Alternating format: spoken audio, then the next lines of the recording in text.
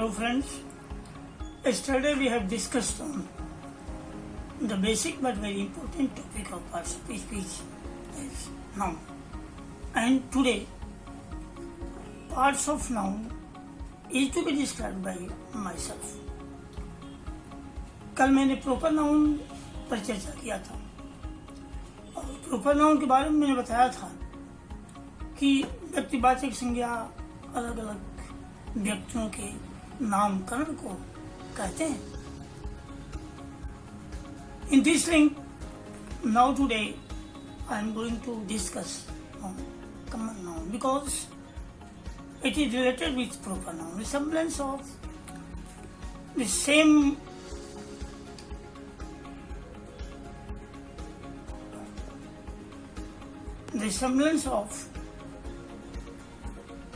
same people, race is called common noun.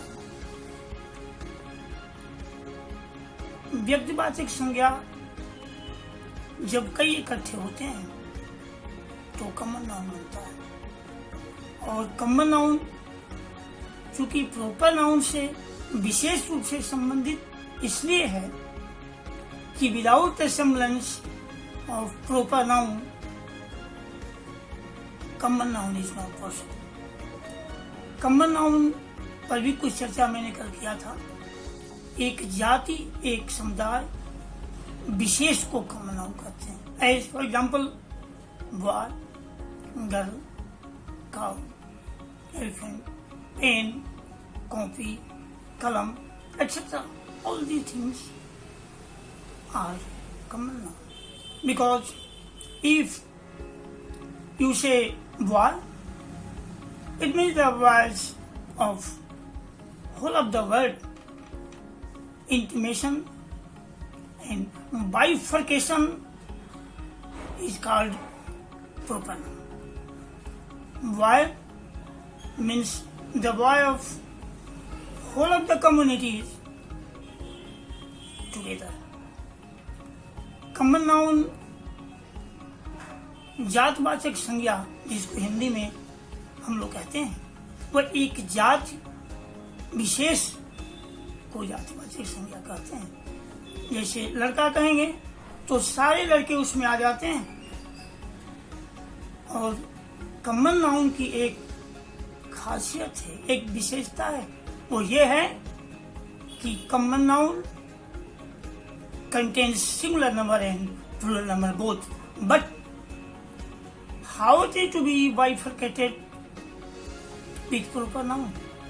Proper noun contains only singular number, but proper noun singular and plural both. Boy singular number, boys plural number. Girl singular number, girls plural number. इस तरह से एक link जो चलता है noun का, proper noun के बाद कॉमन नाउन के बाद एब्स्ट्रैक्ट नाउन के बाद कनेक्टिव नाउन के बाद मटेरियल नाउन, कैसे एक दूसरे से जुड़े हुए हैं. और in the process of analytic discussion we go through the proper channel of description. अब जातिवाचक संज्ञा को जब हम बाइफरकेट करते हैं तो वह तुरंत प्रॉपर नाउन बन जाता है. जातिवाचक संज्ञा का मतलब एक कलम, तो pen is indication of common noun. But when you call the special name of the pen as Reynolds, Parker or any other, it will be proper noun. But if you say pen, it means it is common noun. तो व्यक्तिवाचक संज्ञा और जातिवाचक संज्ञा में बिल्कुल एक correlation है. इसलिए कि व्यक्तिवाचक संज्ञा को ही जब एक साथ संबल करते हैं तो वह जातिवाचक संज्ञा. Parts of speech the two parts, proper noun and common noun, are very important fact and factor